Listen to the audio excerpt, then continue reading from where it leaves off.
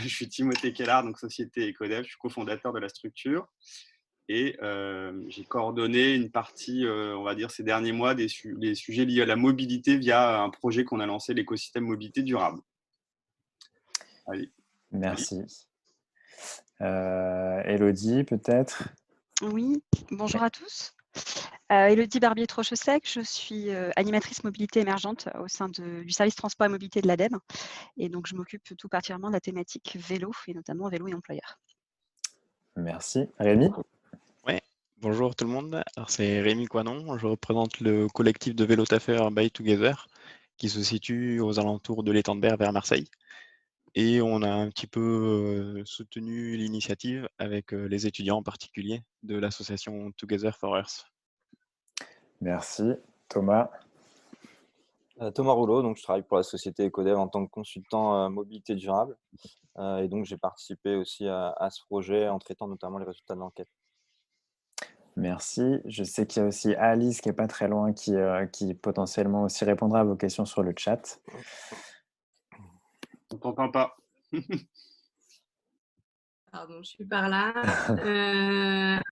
Au Cacera, je pilote le pôle mobilité. Ah, le micro a coupé. C'est bon Thomas, on a entendu. C'est bon? Bon, parfait. Et donc du coup, Thomas Chauveau, responsable de la communication. Donc je vous enverrai tout ce qu'il faut à la fin de la présentation, les résultats. Et voilà, donc encore une fois, n'hésitez pas à poser vos questions sur le chat. Et voilà, Timothée, je te laisse commencer. Eh bien, merci. Alors, merci à tous d'être présents. Donc, on va faire une rapide introduction. On ne va pas rentrer directement dans les résultats de l'étude. Et puis déjà, je vais peut-être faire une introduction sur l'origine de l'enquête. Ça fait quand même des années, 10 ans qu'Ecodev travaille sur les sujets de la mobilité durable et ça faisait longtemps que ça nous tenait à cœur de pouvoir travailler sur le sujet du vélo. Donc, on a profité de cette opportunité liée à l'actualité du confinement pour travailler sur le sujet. On peut peut-être passer le slide juste après. Et on a eu la chance, effectivement, via des travaux qu'on fait avec l'ADEME et la FUB, la Fédération des usagers de la bicyclette, de pouvoir prendre le relais d'initiatives quand même lancées au départ par Rémi et son collectif. On peut passer le slide suivant aussi. Hop. Je lève la main à chaque fois. Voilà, merci. Donc voilà les parties prenantes. Et on a rajouté effectivement les vélotaffeurs et les étudiants puisqu'ils ont contribué dans l'initiative. Je ne sais pas Rémi, si tu veux bien peut-être faire 30 secondes, une minute sur le contexte. Ouais, alors c'est une enquête qui est originale puisque en fait c'est le fruit d'une collaboration entre associations étudiantes, écologistes, des collectifs de vélotaffeurs, alors plus ou moins engagés, et un professionnel du développement durable. Donc pour nous c'est une première en tout cas de contribuer à ce point à une étude d'envergure nationale et qui permet de répondre à des attentes qui sont multiples de par la variété des acteurs dans le monde du vélo, en particulier les attentes des futurs employés, alors que ces futurs employés soient des étudiants en recherche d'emploi ou des salariés en reconversion. C'est un questionnaire qui permet de faire remonter un phénomène qui s'accentue, et en particulier en ce moment, et ce phénomène est que la cyclabilité d'une entreprise devient un critère de choix pour les personnes en recherche d'emploi. Donc on appelle les employeurs à se joindre à l'effort collectif qui est fait en ce moment par toutes les collectivités pour promouvoir l'usage de la bicyclette sur notre territoire, tout en bénéficiant de tous les bienfaits du vélo. Génial. Et je pense que c'est un record en termes d'organisation, puisqu'on a lancé la dynamique il y a 3 semaines. Donc moi, je félicite quand même toute l'équipe, dont Thomas, enfin les deux Thomas, Alice, pour avoir réalisé le questionnaire, fait l'analyse et puis jusqu'à ce support. J'en profite, Timothée. Est-ce que Thomas, tu peux essayer de relancer la présentation parce qu'il y a des petits traits rouges ouais, qui sont apparus. Attends. Départage, repartage. Ouais. Donc voilà pour le contexte. On va passer quelques minutes, mais assez rapidement sur effectivement, on a beaucoup porté le sujet en termes de logistique, donc et on le finance en fait par ce qu'on a appelé l'écosystème mobilité, initiative qu'on a lancée au MEDEF avec le soutien d'un certain nombre d'institutionnels, dont l'ADEME en septembre dernier, et qui est porté donc par l'équipe d'Ecodev. Ecodev, ça fait 10 ans qu'on travaille sur le sujet du développement durable, avec différents niveaux et différents sujets. Des enjeux climat-énergie à la mobilité durable en passant par la biodiversité. On peut passer le slide suivant. L'idée de celui-ci, c'est de rapidement réexpliquer l'historique. On a beaucoup travaillé depuis un peu plus de 10 ans maintenant, ça va faire 11 ans, sur le sujet de la mobilité durable, avec des initiatives très concrètes, comme celle autour du covoiturage avec Blablacar. Et on est arrivé assez rapidement sur les sujets beaucoup plus larges, dont le vélo en 2010, pour monter en compétence sur les sujets de conseil et d'accompagnement, de management de ces sujets au sein des entreprises. D'où l'intérêt aussi de faire un baromètre comme celui-ci, en tout cas une enquête, c'est de donner finalement des informations suffisamment objectives, ou en tout cas tangibles, pour aider les employeurs à appréhender ces sujets qui sont nouveaux. Donc nous, on revit à peu près la même dynamique il y a 10 ans sur le sujet du carbone dans les entreprises. Les entreprises le pilotaient pas ou mal, parce que manque de compétences, de ressources et d'outils. Donc on œuvre énormément pour aider finalement les entreprises à manager la mobilité. Et on prend beaucoup ce terme de management de la mobilité parce qu'on veut que ça soit complètement centralisé et transverse comme thématique, d'où les initiatives qu'on peut voir jusqu'à du coup la création de cet écosystème. Donc comment ça fonctionne ou qu'est-ce que l'écosystème? Slide suivant, s'il vous plaît. L'idée, c'est d'avoir des thèmes qu'on a développés, donc co-construits avec les collaborateurs des employeurs et les employeurs eux-mêmes. C'est permettre aux employeurs de s'approprier le management de la mobilité, je l'ai dit. On croit beaucoup en une fonction qui est le responsable de la mobilité chez nous, qui serait vraiment transverse. Peu d'employeurs le font et l'ont supporté comme fonction, mais on voit que ça va arriver de plus en plus. Encore une fois, comme les thématiques de la RSE de manière large, pour accompagner donc le changement de comportement, les habitudes. Ça ne se décrète pas de faire du vélo, ça s'accompagne et on le verra et on le voit à chaque fois dans les travaux qu'on peut réaliser. Il y a différents outils d'accompagnement, de l'incitation, la communication, les infrastructures ou un certain nombre aussi d'enjeux cognitifs. Alors, on travaille beaucoup sur la sobriété et l'innovation frugale, parce que je prends souvent cet exemple, mais là, être tout seul dans sa voiture, ça ne répond pas aux enjeux actuels. Et on nous fait beaucoup aussi miroiter un certain nombre de nouvelles mobilités d'innovation, sauf que énergétiquement, on va dire au regard des enjeux climat aussi, il y a beaucoup de solutions qui ne sont pas viables, ou en termes de pouvoir d'achat tout simplement, et valoriser les solutions innovantes ou les acteurs engagés. Voilà les grands thèmes que développe ce collectif. On peut faire suivant. Hop. Les premiers objectifs, je les balaye très rapidement, mais c'est d'aider les employeurs à identifier les solutions concrètes. Hein. On se veut un do tank, donc vraiment dans l'action concrète. Comprendre les problèmes pour pouvoir après offrir aussi des retours d'expérience, des conditions de réussite, avoir une visibilité sur les enjeux et les actions qu'on peut porter et autant que possible mesurer les impacts socio-économiques. Sujet assez complexe, mais extrêmement important à nos yeux. Pour avoir justement un équilibre dans ces réflexions.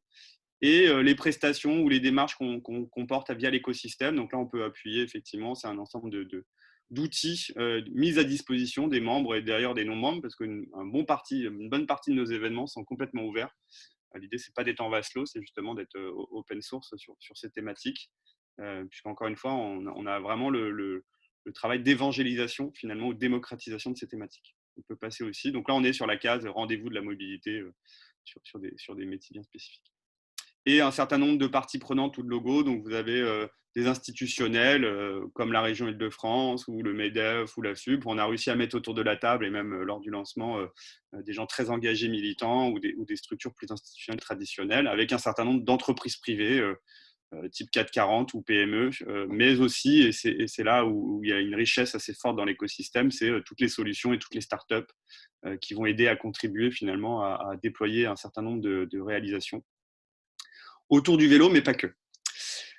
Je vais continuer 2 minutes. Hein. J'ai juste voulu, comme à mon habitude, expliquer de manière assez rationnelle, on va dire, les enjeux du vélo et quelques chiffres clés. Donc, on va les balayer doucement. Le premier, donc ça c'est grâce à l'ADEME. Hein. Merci Elodie, puisque vous avez fait un super travail récemment avec une infographie et une étude sur le sujet du vélo et d'actualité. On voit que 60% 60% de croissance, donc de l'évolution du vélo en 20 ans dans les grandes villes. Alors, c'est à nuancer parce que si j'ai bien lu le document, on voit que dans les zones rurales, il y a eu tendance sur certaines zones à chuter. Mais on va dire que dans les grandes agglomérations, le sujet du vélo prend et depuis de nombreuses années. 70% des nouveaux usagers des vélos assistance électrique utilisaient la voiture ou les deux roues d'ailleurs, si j'ai bien regardé. En tout cas, on voit que le phénomène VAE est un phénomène qui est efficace sur le report modal, ce qui est la raison d'être de notre finalement pôle de conseil de mobilité durable. On a une forte actualité, 20 millions d'euros, soit 50 € par personne à peu près pour réparer les vélos en ce moment. Donc, n'hésitez pas à aller sur le site de Alvéole ou de la FUB pour voir quel réparateur à proximité de chez vous peut vous aider à sortir votre vélo de votre cave ou de votre grenier pour ceux qui les ont. Et 1 heure aussi de remise en selle. Plus de 35 millions de vélos sont en train de circuler sur nos routes ou rester chez nous. À peu près 25% à 50% en fonction des sources, je n'ai pas réussi, mais c'est à peu près un tiers qui sont non utilisés. Donc le potentiel de vivier est énorme. Pour les employeurs, c'est un sujet aussi important. Comment ressortir de ces caves en ce moment, ces sujets, plutôt que de vouloir réinventer la roue.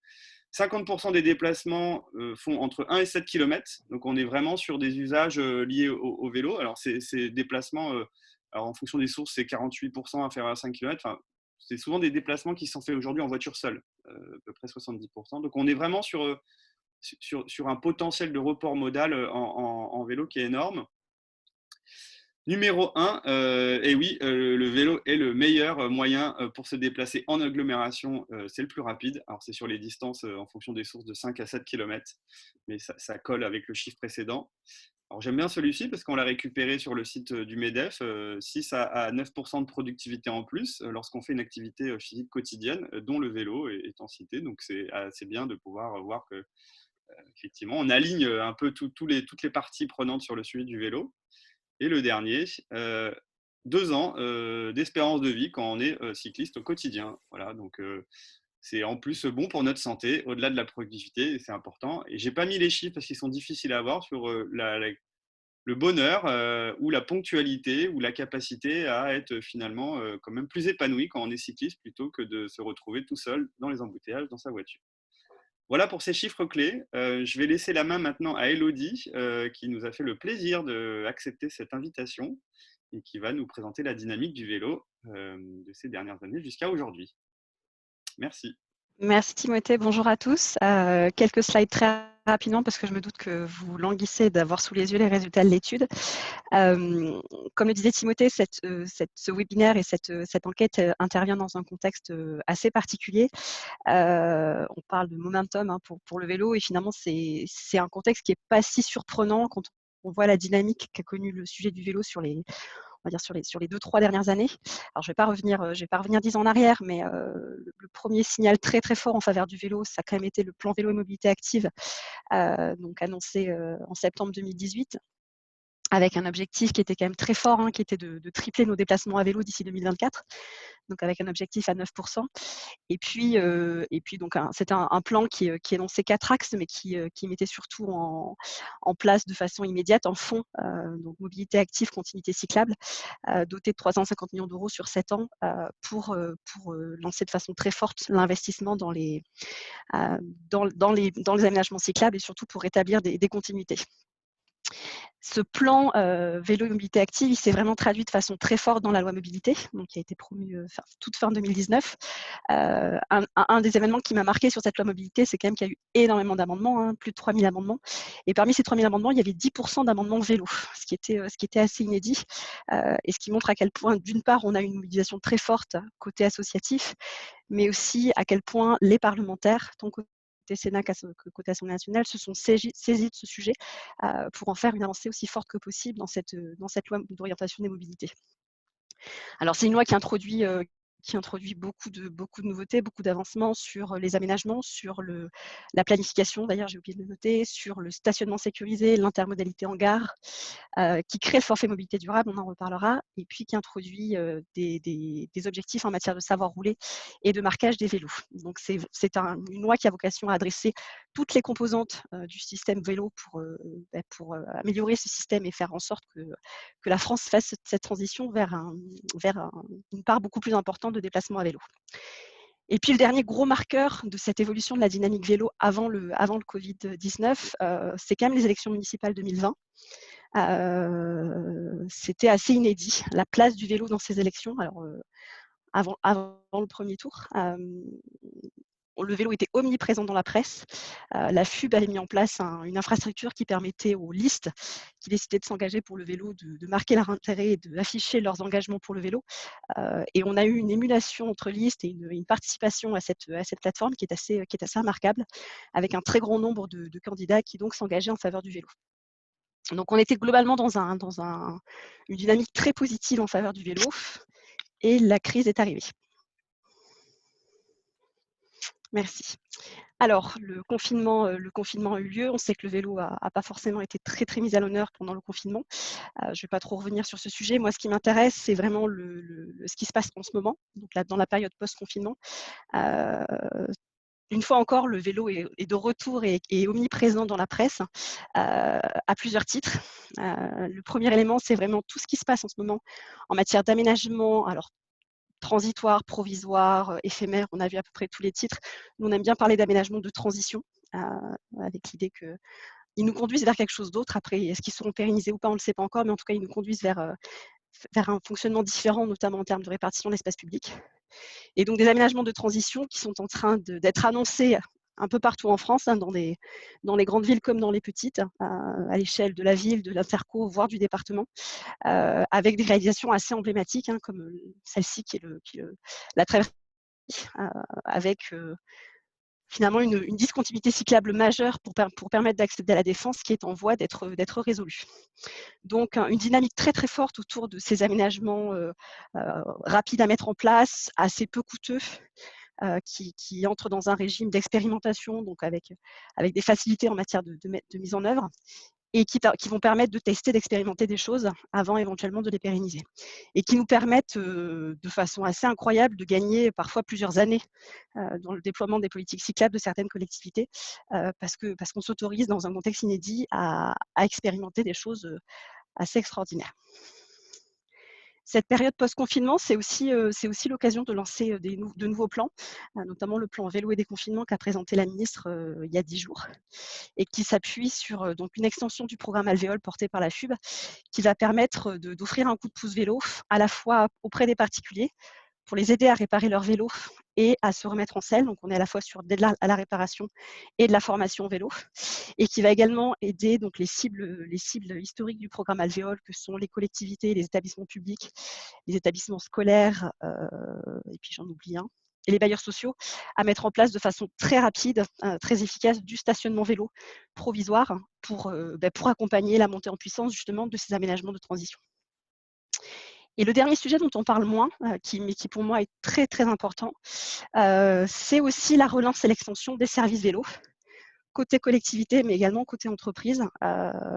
L'exemple que j'ai mis, c'est Vélicéo, qui est déjà un service de location longue durée proposé par la Carène, donc l'agglomération de Saint-Nazaire, qui à date est doté de 1800 VAE et qui va encore s'enrichir de 600 VAE pour répondre à la demande liée à ce déconfinement d'accéder à un vélo à assistance électrique. Et de la même manière, on sait qu'il y a une dynamique très forte du côté des entreprises qui sollicitent de plus en plus des opérateurs de services vélo en entreprise pour offrir ce type de service auprès de leurs salariés. Et donc, ce que je trouve intéressant, c'est qu'au final, sur tout le spectre de l'écosystème vélo, il se passe quelque chose sur cette période de déconfinement pour clairement changer de braquet sur la pratique du vélo. Alors, qu'est-ce que ça veut dire au niveau des employeurs? Alors, étant moi-même employée, c'est intéressant parce que je vis ça de l'extérieur et puis de l'intérieur. On sent bien qu'il y a un frémissement du côté des employeurs parce qu'on assiste à un retour progressif des collaborateurs sur site, avec une problématique majeure qui est comment gérer cette question de la distanciation physique dans les transports en commun qui sont usuellement bondés, comment gérer les angoisses des salariés à l'idée de devoir reprendre les transports en commun. Il y a aussi ce risque de rabattement majeur sur la voiture individuelle qui questionne côté employeur sur la capacité de stationnement, qui n'est pas adapté à ce que 100% des salariés demain se mettent à venir en voiture tout seuls. Et en parallèle, donc le gouvernement a accéléré un petit peu les choses pour que le décret qui permet la mise en place du forfait mobilité durable pour les employeurs privés notamment soit publié plus vite que prévu, pour justement inciter les employeurs à se saisir de cette occasion pour mettre en place ce forfait mobilité durable. Donc on est certainement, au regard de toute la dynamique sur le territoire, de l'engouement d'un certain nombre de particuliers, on va pouvoir en parler tout de suite avec les résultats de l'étude, pour questionner la politique vélo de l'entreprise, voire la lancer s'il n'existe pas encore. Merci. Génial, merci. Je reprends la main juste de 30 secondes. Je vois qu'il y a beaucoup de questions. Donc, pour information, on a fait un certain nombre de webinars qui sont disponibles sur notre chat YouTube EcoDev. On enverra les liens sur le forfait mobilité durable. sur les conditions et sur tous les sujets aussi liés à la mobilité dans le monde des entreprises. Donc là, on va se concentrer, on va essayer de répondre au maximum sur le chat, mais on va vraiment se concentrer sur les résultats de cette enquête, dont l'objectif, je le rappelle, est d'aider finalement à avoir des données pour objectiver ces sujets auprès des employeurs. On a aussi un webinar mercredi prochain, le 20, sur le sujet du forfait mobilité durable, puisque je vois que c'est un sujet là, qui revient de manière assez récurrente sur le chat. Donc voilà, et pour ceux qui posent des questions, on essaiera de traiter le maximum en direct et on mettra des liens aussi lors du retour. On va passer à Thomas. Alors moi, je suis très content parce que Thomas est chez nous depuis plusieurs années. C'est un consultant dans l'ombre et je suis très content qu'il puisse là mettre en avant tous ses travaux et la qualité de ses, on va dire, accompagnements pour les employeurs. Donc je te laisse Thomas la main et puis bon résultat. Voilà. Voilà, donc on va regarder ensemble effectivement les résultats, les grands chiffres de cette enquête. Donc une enquête qui a été diffusée du 27 avril au 11 mai, donc pendant la période de confinement. On est très satisfait parce qu'on a eu plus de 2500 participants sur cette enquête, donc via notamment la communication qu'on a pu faire autour et le partage sur les différents réseaux de nos partenaires et des parties prenantes de ce projet. Alors si on s'intéresse dans un premier temps au profil des répondants, donc on voit qu'on a une majorité d'hommes, 61%. En termes d'âge, c'est plutôt équilibré. On le voit sur le graphique où on a 83% donc, des répondants entre 26 et 55 ans et pas forcément une catégorie d'âge qui se démarque réellement. Si on s'intéresse maintenant aux employeurs et donc aux structures présentes dans cette enquête, puisque c'est aussi l'objet de cette enquête, de mettre en relation le vélo avec les employeurs, on voit qu'on a donc les différentes tailles d'entreprises, d'employeurs plutôt représentées. Alors, on a une légère sous-représentation des petites et moyennes entreprises par rapport aux grands groupes, si on compare par rapport au chiffre de l'INSEE, mais on a un nombre en tout cas important sur chacune des différentes tailles d'entreprises. Les secteurs représentés et les grandes entreprises qui ont le plus répondu, donc on a les 10 premières avec notamment Ariane Group qui a bien diffusé cette enquête auprès de ses salariés, notamment via le réseau des étudiants, Rémi, qui font partie de ce milieu du secteur de l'aéronautique et spatiale. Mais on a un certain nombre d'autres entreprises, comme on peut voir Decathlon, Engie, et puis surtout un grand nombre d'autres employeurs. Sur l'ensemble de cette enquête, on avait en tout 870 entreprises représentées et on peut voir que ça a touché différents secteurs. Toujours sur le profil des répondants, on s'est intéressé à la localisation de ces répondants. Donc, vous avez sur la carte de gauche les répondants de cette enquête par rapport au département. Donc, on va retrouver aussi certains pôles avec les secteurs d'activité qu'on a pu retrouver précédemment, comme sur le département des Bouches-du-Rhône, la Haute-Garonne ou la Gironde. Mais on peut voir aussi que c'est lié à la densité de population. On va retrouver les grandes villes avec également Lyon, Nantes, Paris ou encore Lille. On a fait un parallèle aussi, puisqu'on le verra par la suite, on a un grand nombre de cyclistes dans cette enquête. Donc, on a fait un parallèle avec des données de l'INSEE sur la pratique du vélo, donc la carte de droite, où vous avez donc les départements où la part modale du vélo est la plus importante sur les trajets domicile-travail. Et donc, on peut voir aussi une corrélation, certaines similitudes sur certains départements. En termes de nature du territoire, donc on a en quasi-totalité des répondants qui travaillent, habitent en zone urbaine, en centre urbain ou en banlieue urbaine, et 7% en zone rurale. Alors la frontière entre le monde urbain et rural est difficile à établir, mais c'est une réalité aussi. En France, on a une très grande partie de la population qui réside en zone urbaine et peu finalement de Français en zone rurale à proprement parler. On en vient donc aux pratiques de nos répondants sur cette enquête. Donc, comme je vous l'ai dit précédemment, on peut voir qu'on a 39% de cyclistes, donc une surreprésentation par rapport à la pratique modale du vélo. Ce qui va être aussi intéressant, puisque sur cette enquête, on comprend qu'on a une part importante de cyclistes, donc de spécialistes ou en tout cas de personnes qui pratiquent ce mode de transport et qui vont pouvoir donner leur avis justement sur les mesures mises en place par leur employeur. On a par ailleurs une grande majorité d'autres pratiques, avec notamment la voiture, 35%, 18% pour les transports en commun, donc ces différentes variantes en bleu donc sur le graphique, et encore d'autres pratiques comme le covoiturage, la marche ou encore les deux roues motorisées. En termes de distance, donc la distance moyenne des participants sur leur trajet domicile-travail est de 14,5 km. Donc là, on voit qu'on est très proche des chiffres de l'INSEE, hein, puisque l'INSEE nous indique que c'est 14,2 la moyenne du trajet aller sur son trajet domicile-travail. Et vous avez donc un graphique également qui représente les différentes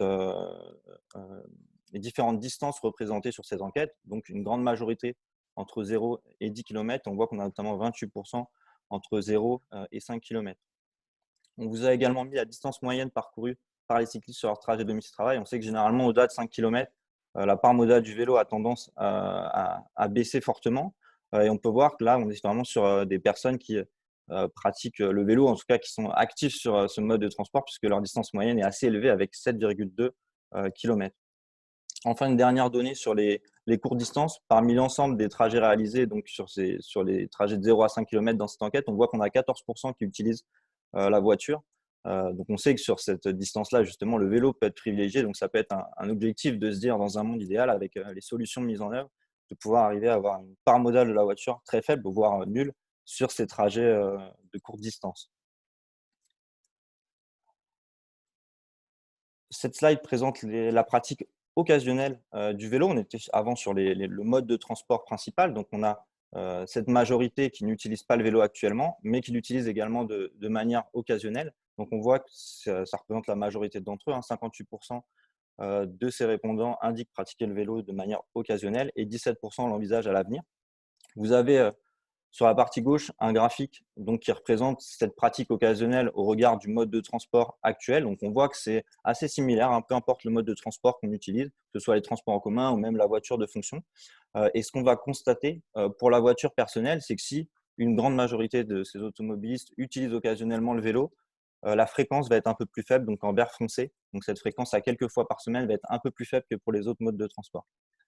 On avait également donc, une question sur la pratique de vélo en lien avec les mois à venir. Et donc, ce déconfinement, comme on entend beaucoup parler de la part prépondérante du vélo dans cette phase de déconfinement. Donc, on peut voir que 17% donc, des non-vélotafeurs de notre enquête vont privilégier le vélo pour les mois à venir et que 39% l'envisagent comme une solution. Et ce qu'on peut constater, c'est que pour les transports en commun, si on en a peu qui le déclarent comme leur mode privilégié, on voit qu'on en a une très grande partie, plus de la majorité, qui sont justement au vélo dans le cadre de ces mois à venir et qui déclarent que ça fait partie des solutions pour les mois à venir. Vous avez d'ailleurs quelques commentaires qui l'expliquent aussi en lien avec le contexte. On comprend que c'est aussi à la fois pour éviter les transports en commun, mais éviter aussi les ruptures de charge, les correspondances dans les transports en commun et permettre de réduire aussi le temps passé dans les transports en commun en utilisant le vélo. L'utilisation du vélo pour les mois à venir, donc est-ce que tout le monde aura un vélo ou pas? On en a aussi beaucoup parlé. On voit qu'en tout cas, dans cette enquête, il y a 81% de ces non-vélotafeurs actuels qui souhaitent faire du vélo, qui indiquent posséder un vélo. C'est souvent ce qu'on constate, qu'on a en grande partie un vélo chez nous, même si on ne l'utilise pas forcément. Et donc, parmi ceux-là, il y en a 15% qui indiquent le réparer. Donc, ça fait lien aussi avec ce qu'on a pu entendre précédemment sur les aides actuelles pour pouvoir réparer son vélo. Et on a 19% qui indiquent qu'ils devront par ailleurs acheter ou louer un vélo. Voilà pour les pratiques, en tout cas le profil de nos répondants. On en vient maintenant à la politique des employeurs sur le vélo, ou en tout cas aux réponses des participants de notre enquête sur les actions mises en place par les employeurs. Alors le premier point, c'était la coordination et l'organisation, parce que forcément, il faut pouvoir, lorsqu'on mène une démarche sur la mobilité, qu'elle soit structurée, avoir un pilote aussi qui mette en place ce type de démarche. Donc, la première question, c'était de savoir si l'employeur avait mis en place un plan de mobilité ou non. Donc, un plan de mobilité, c'est une démarche de management de la mobilité. Donc, seuls 30% des répondants indiquent que leur employeur a mis en place un plan de mobilité. Et on sait aussi également, par rapport à la loi de transition énergétique, notamment, et les entreprises de plus de 100 salariés sur un même site, qu'il y avait une obligation réglementaire pour ces entreprises-là de mettre en place ce type de démarche. Ce qu'on peut voir sur le graphique de gauche, donc par rapport à la taille des entreprises, c'est qu'on a donc encore un grand nombre d'entreprises qui n'ont pas mis en place ce type de mesures, et notamment des entreprises qui étaient concernées par cette réglementation. Alors si nous, on peut l'observer au quotidien, et donc ça ne nous surprend pas, on peut quand même un peu s'étonner aussi que ces entreprises soumises à ces obligations n'aient pas en grande majorité réalisé ce type de démarche. Pour ce qui est du pilote, donc du référent mobilité en entreprise, seuls 22% des salariés indiquent que leur employeur a identifié un référent mobilité.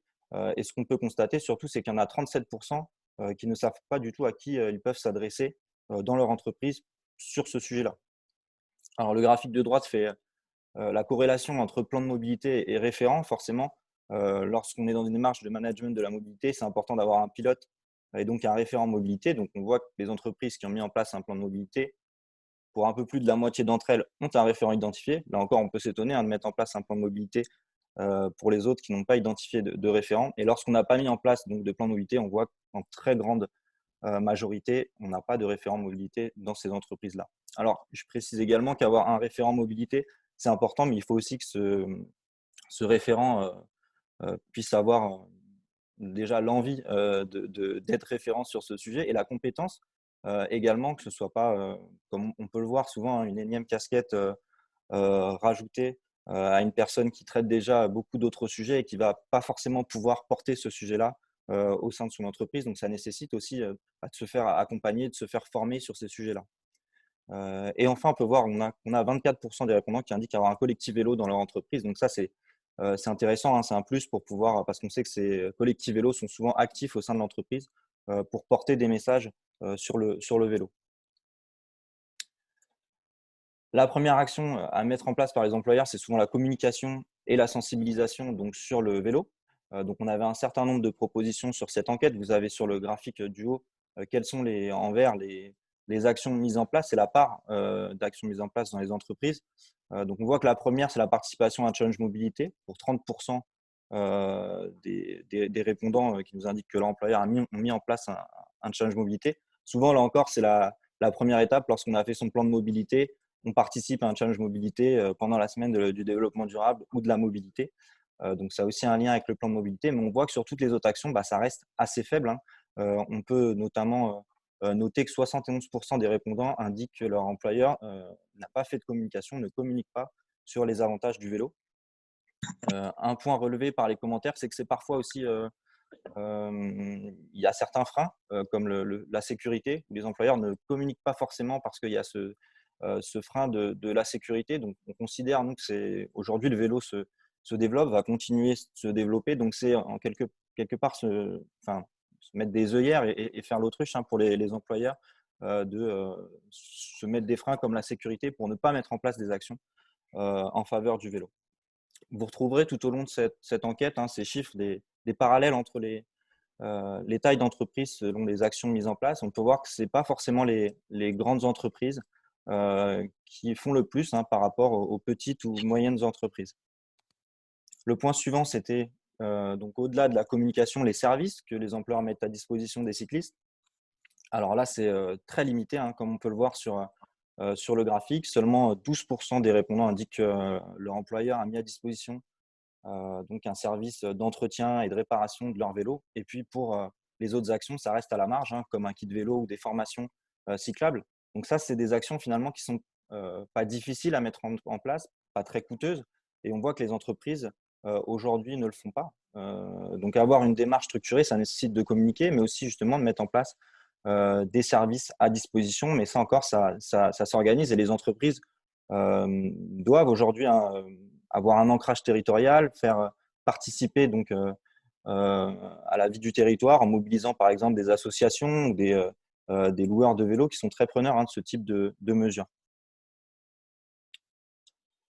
On en vient aux incitations financières qui là aussi, hein, sont un levier d'action, hein, pour promouvoir le vélo ou inciter à pratiquer le vélo. Donc, ce que nous indique cette enquête, c'est qu'aujourd'hui, donc, il y a une majorité en tout cas des répondants qui indiquent ne pas bénéficier d'une indemnité, d'une incitation financière en faveur du vélo. La première, ça va être l'indemnité kilométrique vélo, puisque elle représente 17% dans cette enquête, seulement 2% pour le forfait mobilité durable. Donc, le forfait mobilité durable, on le rappelle, c'est le cœur de l'actualité, hein, puisqu'il va être amené à se développer et remplacer donc l'indemnité kilométrique vélo. Et donc, on a beaucoup d'espoir, hein, sur ce forfait mobilité durable qui est plus souple, plus avantageux que l'indemnité kilométrique vélo. Et donc, les entreprises vont devoir se mobiliser pour mettre en place ce type de démarche. Je rappelle aussi qu'on a maintenant la loi d'orientation des mobilités qui impose aux entreprises donc, de plus de 50 salariés d'avoir des négociations, donc, en tout cas d'intégrer le sujet de la mobilité dans les négociations annuelles obligatoires. Et donc, ça veut aussi dire négocier sur tous les éléments de prise en charge, notamment des frais de transport. Là encore, vous pouvez voir le parallèle entre les différentes tailles d'entreprises. Et on peut imaginer que que les grandes entreprises sont celles peut-être qui ont le plus de moyens pour mettre en place ce type d'incitation financière.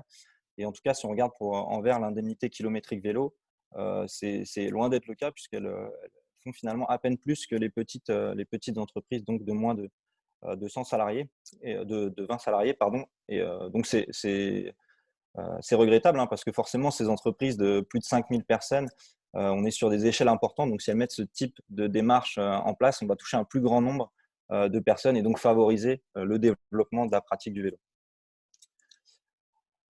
Le point suivant, c'est celui des infrastructures. Donc, savoir si on a des équipements lorsqu'on est cycliste sur son lieu de travail. La première, c'est de savoir si on peut ranger son vélo dans un espace sécurisé. Donc, on voit que la grande majorité des répondants, 80%, n'ont pas d'espace sécurisé pour ranger leur vélo. Alors, le constat, c'est qu'on a souvent un espace qui permet de ranger son vélo, mais que c'est assez limité ou pas optimisé. Donc, souvent, ça va être quelques arceaux qui ne sont pas forcément au bon endroit, un abri mais qui n'est pas sécurisé, ou encore un espace dans un parking souterrain donc qui nécessite d'emprunter une rampe d'accès avec les voitures. Donc là encore, une situation pas favorable. Et on peut voir également que la capacité de ces infrastructures est souvent insuffisante. 66% nous indiquent que la capacité des infrastructures sont insuffisantes. Donc on sait par exemple, on le voit au travers des plans de mobilité, notamment que le stationnement pour la voiture a une place importante. On veut absolument avoir un nombre de places suffisantes, parfois même la place la plus proche de son bureau. Et donc, on peut là aussi regretter que pour les cyclistes, il y a encore énormément de travail à faire pour améliorer ces espaces-là. Mais là encore, ça nécessite aussi une compétence, se faire accompagner pour pouvoir avoir le matériel adéquat et aussi dimensionner l'offre de stationnement par rapport aux pratiques de son employeur, aux pratiques de ses salariés. D'autres équipements également, au-delà du stationnement, pardon, donc on a les douches qui sont le plus représentées. Donc, c'est pas forcément directement dédié à la pratique du vélo, c'est souvent pour d'autres usages. Les cyclistes n'ont pas toujours même l'information de savoir si ces douches sont accessibles. Et puis, on voit que pour tout ce qui va être vestiaire, casier ou même station de réparation, ça reste très limité. On a rarement ce type d'équipement en entreprise qui sont pourtant déterminants, parfois plus que les douches, parce que quand on est cycliste, on ne va pas forcément se doucher à chaque trajet, alors qu'on peut avoir besoin d'un casier, d'un vestiaire pour ranger ses affaires, son casque, sa batterie de vélo, etc. On en vient donc aux solutions privilégiées par les répondants de cette enquête, donc pour développer la pratique du vélo. Donc, il y avait un certain nombre de solutions proposées, et donc le graphique du dessus nous montre quelles sont celles jugées en tout cas le plus favorablement par les répondants de cette enquête.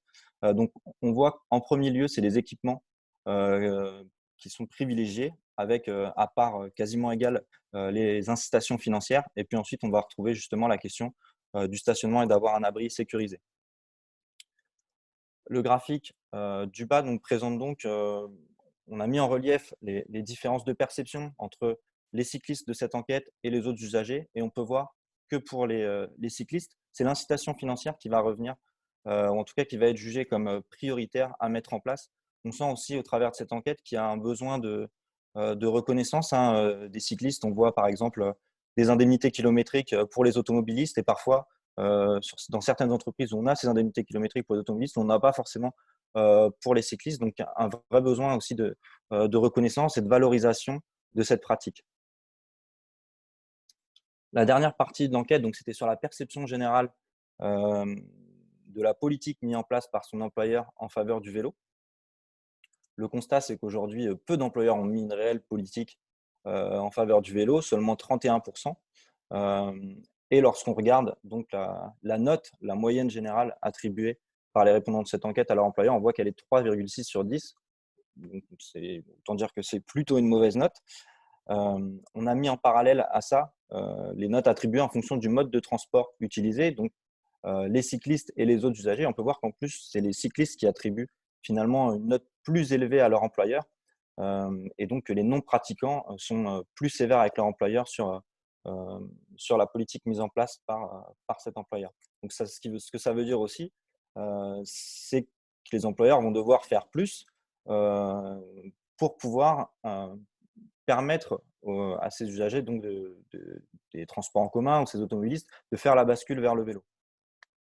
Vous avez également enfin sur les graphiques sur la partie droite les notes moyennes attribuées en fonction du secteur d'activité ou de la taille de l'entreprise. Et là encore, on peut voir qu'il n'y a pas de variation finalement entre grande entreprise ou petite entreprise sur les notes attribuées.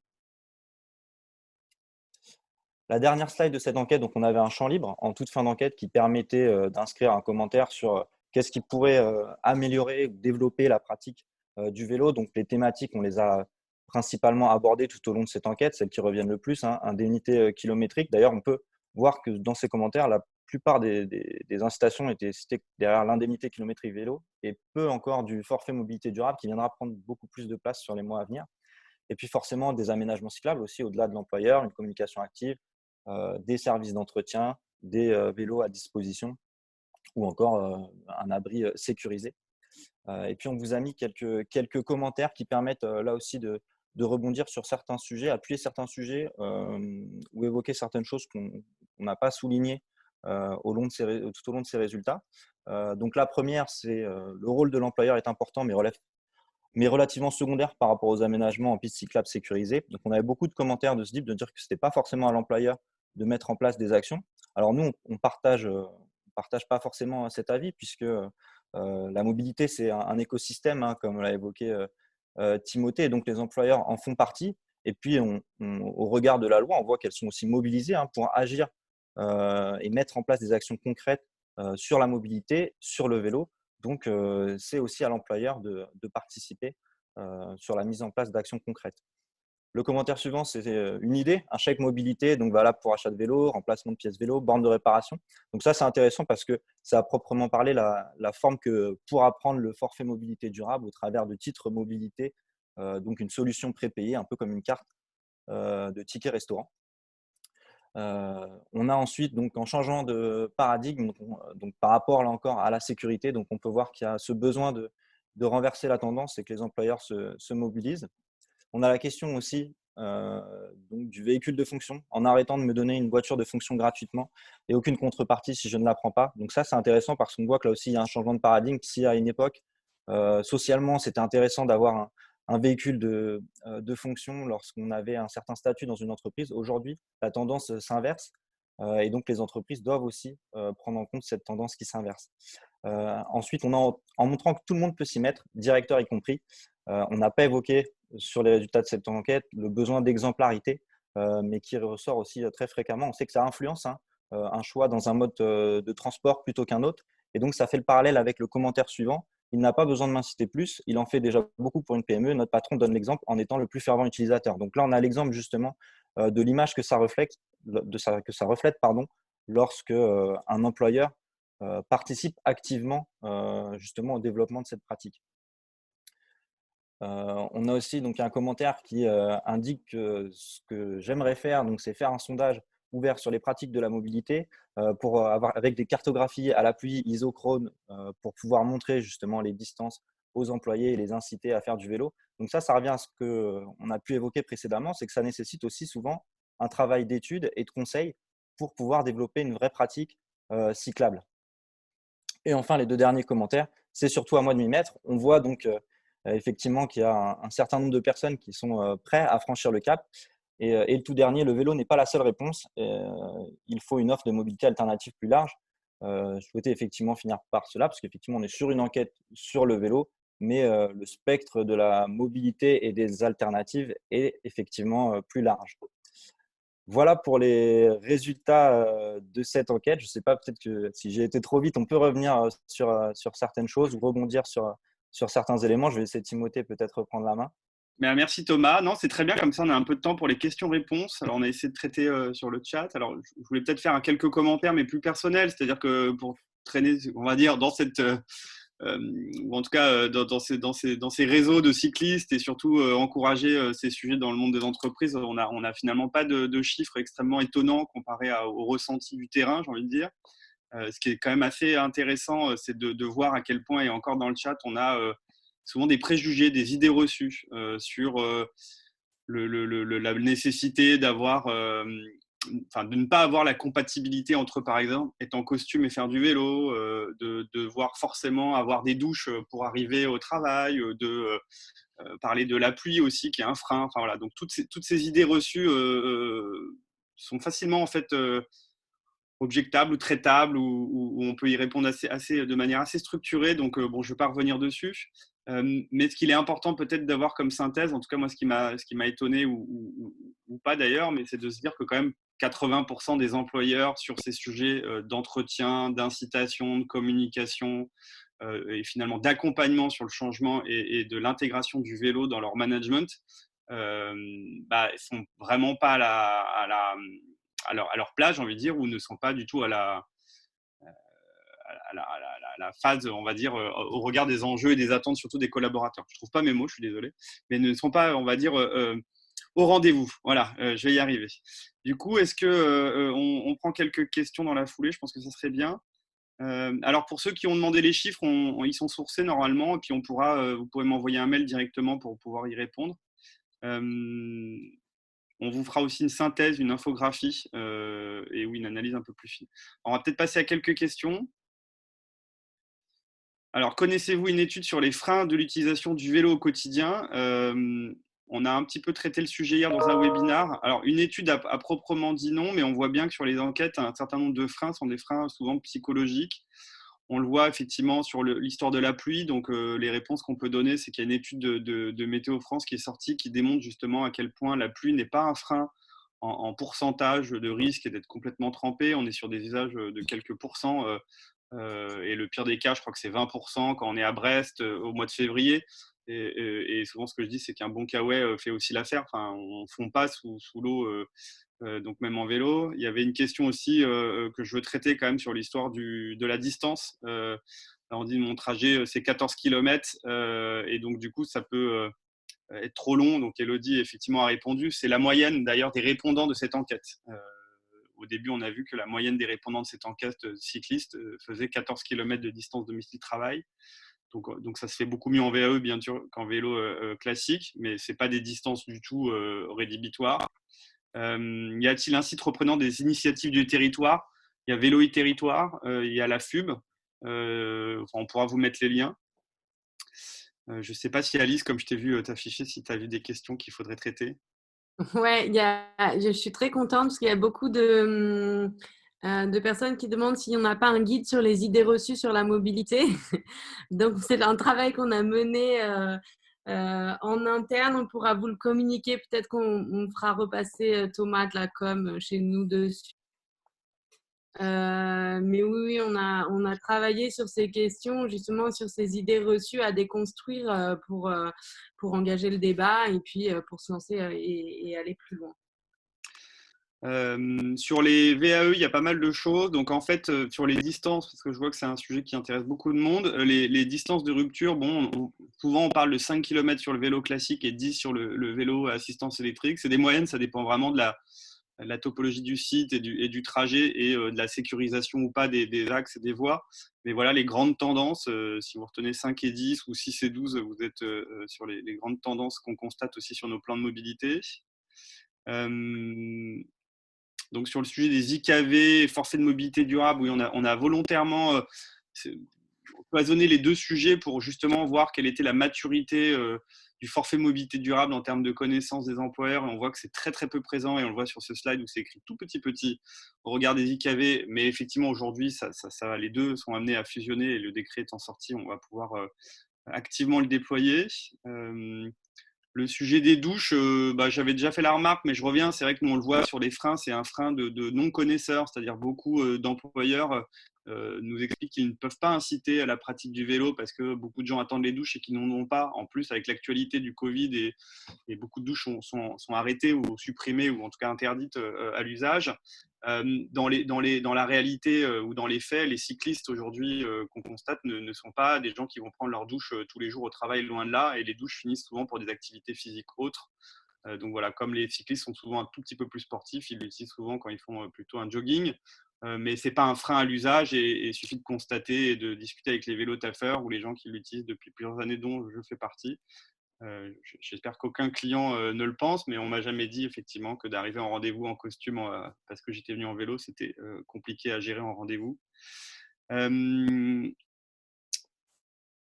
Les marquages. Alors, il y a Bicicode, il y a aussi, il y a deux fonctionnements aussi aujourd'hui de gravage sur les vélos. C'est pour le principe des vols. Hein, effectivement, si on se fait voler son vélo, il y a l'identification qui permet de retrouver ce vélo. Je fais une petite remarque sur le vol parce que c'est assez récurrent, c'est un frein aussi qui est très abordé, qu'on n'a pas non plus zoomé aujourd'hui dans cette enquête, mais le vol est présent, bien évidemment, mais on se fait aussi voler des voitures, on se fait aussi voler ou cambrioler dans des maisons, et ça ne nous empêche pas d'habiter dans des maisons ni de prendre sa voiture. Et le pendant à cette remarque, c'est qu'il y a un manque d'équipement et d'éducation autour de la sécurisation des vélos, que ce soit sur les infrastructures dans les villes ou que ce soit l'usager du vélo qui n'a pas le bon antivol. On est triste d'arriver à ce genre de remarques, mais en fait, un bon antivol avec 2-3 points d'accroche, donc 2-3 antivols, est extrêmement bien accroché, on va dire, à des zones fixes. Ça évite quand même 80-90% des vols. Donc, en fait, souvent, les vols aujourd'hui sont liés à des personnes qui n'ont peu l'habitude de mettre leur vélo dans la rue ou le laisser plusieurs jours, plusieurs semaines au même endroit, ce qui est effectivement plus facile après à voler. Donc voilà. Il n'y a pas de texte sur l'indemnité mobilité durable. Alors, ça fait des fils trop vite. Attendez, j'ai du mal. Alors, j'arrive pas à retrouver la question. Je ne sais pas si tu l'as vu, Alice, pour m'aider. Oui, c'était Geoffrey donc, qui demande, parce qu'effectivement, sur le forfait mobilité durable, le décret secteur privé est sorti. Il y a également un décret fonction publique d'État et un arrêté, mais il n'y a pas encore eu le décret fonction publique territoriale et fonction publique hospitalière. Et donc, Geoffrey nous demande comment on fait en l'absence de texte. Et je vais dire à Geoffrey qu'il va falloir patienter un petit peu. Néanmoins, bon, je ne sais pas, peut-être qu'Élodie a un peu plus de tendance, mais je dirais que pour la fonction publique territoriale, on sera peut-être un peu entre les deux, entre le privé à 400 € et la fonction publique d'État à 200 €. La fonction publique hospitalière, honnêtement, je ne sais pas décrypter les tendances. Je pense qu'en ce moment, en tous les cas, ils ont un peu autre chose à faire. J'ai une question là directement sur les applications pour aider à apprendre à pratiquer le vélo. Alors, il y en a plusieurs, effectivement. Celle qui est citée là dans le texte, c'est GeoVélo. Effectivement, ça fonctionne bien. Voilà, donc je ne sais pas dire quelle est la meilleure appli. Je pense qu'il doit y avoir des sites qui les comparent, mais globalement, toutes les applications, on va dire, récentes, quand même, font bien le travail. Est-ce que vous avez des vidéos je sais pas, ça, sensibiliser pour former justement au décryptage des freins, prévention. Alors oui, on est en train de monter un partenariat avec une structure qui s'appelle Tuto Vélo. Apparemment, c'est la première chaîne YouTube justement sur ces sujets de réparation à domicile. Donc je leur fais la pub, c'est assez bien fait.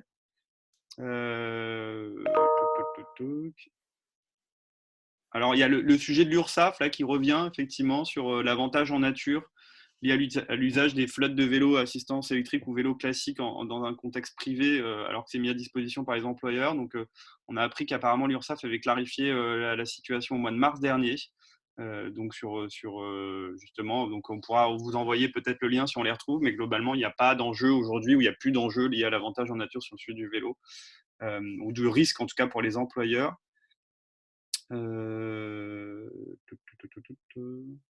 Oui, il y a quand même beaucoup de questions sur le forfait mobilité durable. Donc, allez sur notre chaîne YouTube EcoDev TV, il y a le replay du webinaire. On avait séparé en deux le webinaire sur la LOM. l'homme et NAO et l'homme et forfait mobilité durable. Allez voir le replay. Et puis le 20 mai, je ne sais pas si vous avez vu passer, on a un webinar avec Betterway qui présentera sa solution pré-titre mobilité et post-titre mobilité, parce qu'on attend toujours le décret sur la question du titre. Voilà. Et puis, on n'est pas revenu aujourd'hui sur le sujet de la sécurité, mais on a un certain nombre effectivement de sources là, effectivement, qui démontrent bien que le vélo n'est pas un moyen de transport dangereux. Et on voit aussi qu'il y a des remarques sur la cohabitation. Donc, effectivement, l'espace public est tellement contraint aujourd'hui dans les zones urbaines ou les agglomérations qu'il est compliqué de pouvoir faire cohabiter tous les moyens de transport. Après, il faut voir que 50% de cet espace qui est dédié à la mobilité dans les villes est dédié, 50% minimum, à la voiture. C'est à peu près un tiers à la moitié des surfaces dans les agglomérations. Donc, c'est là où il faut grignoter de la place, bien évidemment. Et qu'il y a aussi des questions de formation, de civisme. Mais souvent, ce que je dis, c'est que le vélo est rarement dangereux, c'est-à-dire qu'on se tue rarement tout seul en vélo dans un arbre. Donc, c'est plutôt la cohabitation avec la voiture et tout simplement les conduites. Et les piétons. Et les piétons également. Voilà, donc on va arriver à nos 10 heures, là, donc on aura tenu nos délais. Pour finir, Timothée, je suis désolée, je te coupe, mais il y a Olivier Razon qui fait une remarque très intéressante sur les applis. Je les trouve toujours peu performantes, basées sur des données abstraites. Rien ne vaut la reconnaissance de son itinéraire sur place, le soir ou le week-end, par exemple. Et c'est tout à fait vrai, et c'est le cœur de la pratique du vélo. Et il faut qu'on se remette en selle, il faut tester ces itinéraires. Il y a des choses qui conviennent plus à l'un et d'autres à d'autres. Et effectivement, c'est essentiel et c'est la pratique. Et faut pas abandonner si le premier trajet qu'on teste ne nous convient pas.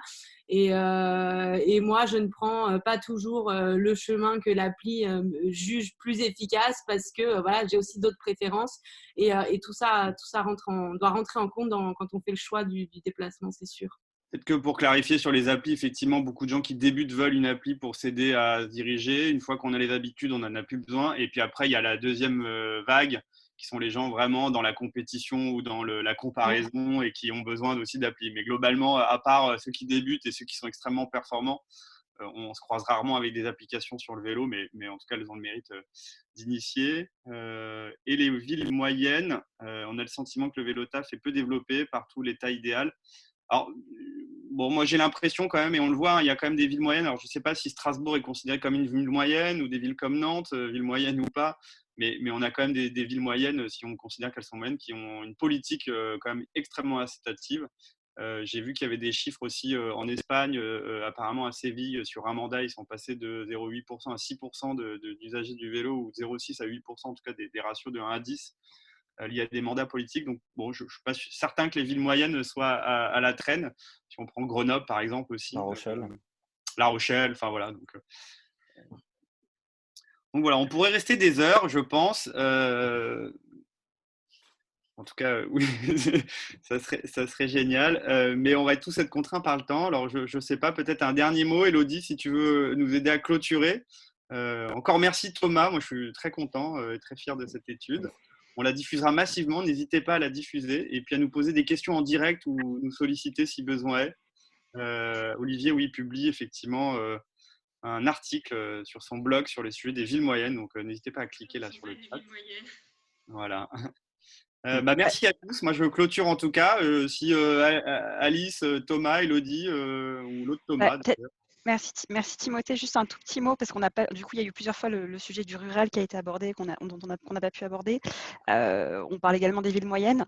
Côté ADEME, on accompagne 227 territoires qui sont constitués de villes moyennes et de territoires ruraux qui ont peut-être démarré plus tard que certaines grandes villes, mais dans lesquelles les dynamiques sont très très intéressantes. Tout à l'heure, on a parlé de la Carène. On a une toute petite ville là près d'ici qui s'appelle Montsartou qui met énormément de choses en place. Donc, il se passe aussi des choses dans les villes moyennes. Elles sont peut-être moins visibles dans la presse, donc on en parle un petit peu moins, mais il se passe aussi beaucoup de choses dans ces territoires et on va les suivre de très près dans les années qui viennent.